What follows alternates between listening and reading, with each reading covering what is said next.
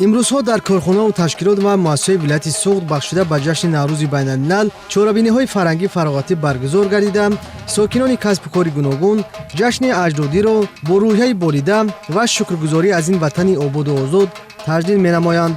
дар ҳамин замина дар муассисаи давлатии хонандагони болиоқати шаҳри Хуҷанд чорабинии фарҳангиву варзишӣ баргузор гардид, ки дар он аъзоёни фаъол, раисони иттифоқи касаба, собиқадорони соҳаи маориф иштирок намуданд.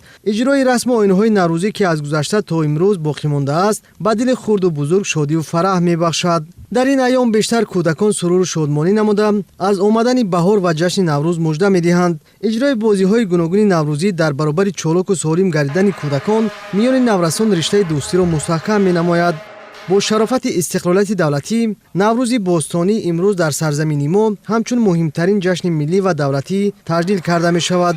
бо ибтикори бевоситаи пешвои миллат Президенти Ҷумҳурии Тоҷикистон муҳтарам Эмомалӣ Раҳмон ҷашни Наврӯзи Хуҷастапа ҷаҳонӣ шуд, ки ин ифтихори тамоми мардуми Тоҷикистон ба ҳисоб меравад.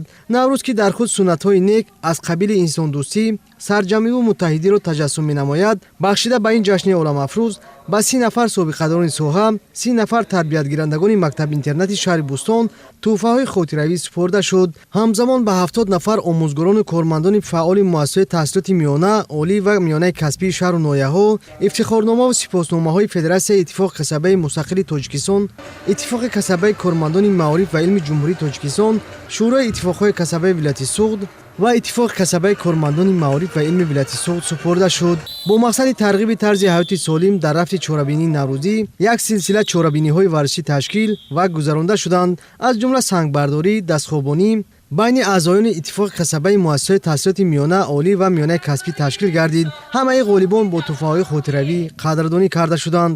бо мақсади ҳавасманд намудани истеъдодҳои нав, баланд бароштани дарки зебоиву эстетикӣ ва дастгирии занони боистеъдод байни фаъолони Иттифоқи касаба озмуни маликаи Наврӯзӣ гузаронда шуда, ғолибон бо тӯҳфаҳои хотиравӣ қадрдонӣ гардиданд. суруду таронаҳои дилошӯб, ки тараннуми Наврӯз, Тоҷикистони собиқиқлол ва сарҷамиву муттаҳидиро менамуд, пешниҳоди аҳли нишаст гардонда шуд.